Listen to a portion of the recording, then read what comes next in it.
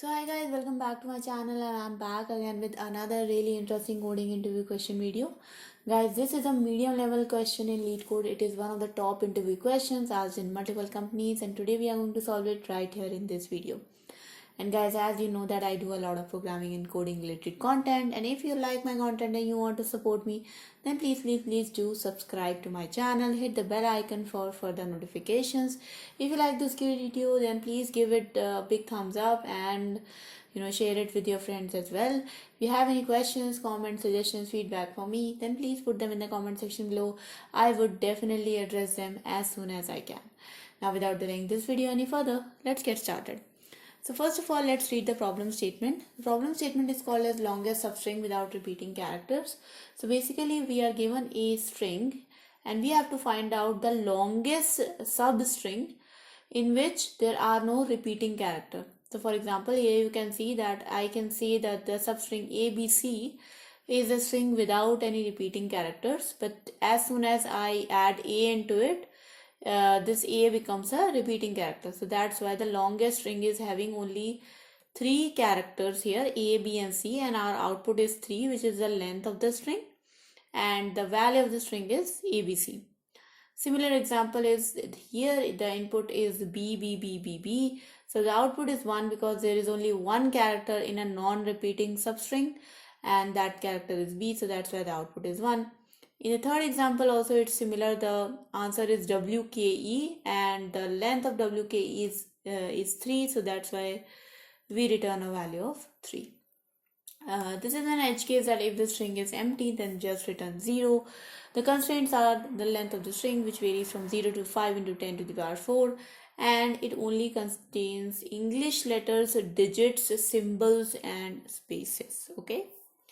So guys, let's jump to the solution now, and we are going to solve this problem by using a hash map, because using a hash map we are going to keep track of every character which we have already seen inside the string. So we'll just create a character hash map, character and in integer, where integer is going to be the index of that particular element inside the string, and the character will be the character value itself. So map equals to new hash map.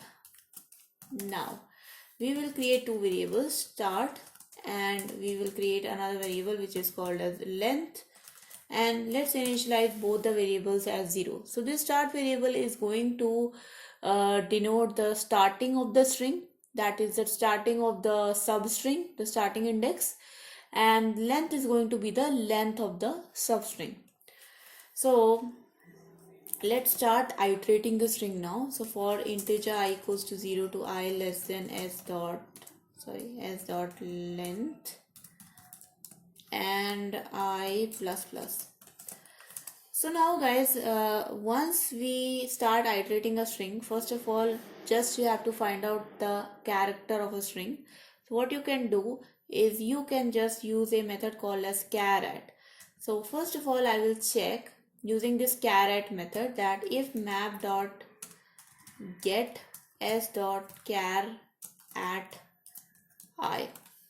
So if my map does contain a character which already I have seen in the string, in that case what I will do, I will just modify the start of my substring. So what will happen to my substring start? Instead of starting from the 0, so for example in this case my start was initially 0, and then I read A, I read B and I read C, and now I again read A. So because now I have again read A, the starting of my new substring will change. So the starting of the substring will change from 0 to this A.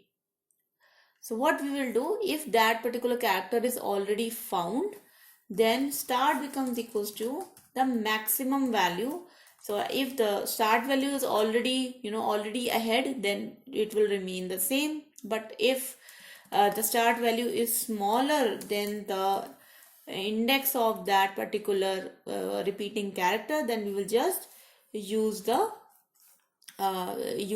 index value. Okay, so s dot get map.get s.char at I, and we will just increment this index, because you know what will happen in this scenario. Let's say earlier my start was 0, then I read index 0, index 1, index 2, and on index 3 I found that this A is already repeating. So what I will do, I will increment my start, which was 0, to the first occurrence of A, that means add 0 plus 1. So for now my substring will become starting from B, and it will contain for now 3 characters, B, C and A.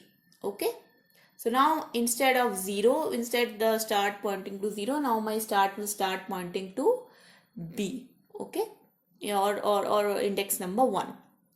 So I hope that is clear to you guys. So if the character is already present inside the map, just modify the start value to the first position where that character was encountered plus 1. So map.get s.char at I plus 1. But obviously check the original start value. If the original start value is already ahead, then don't change it. But if it is lesser than that, then you start your substring from the next non-repeating character. Okay.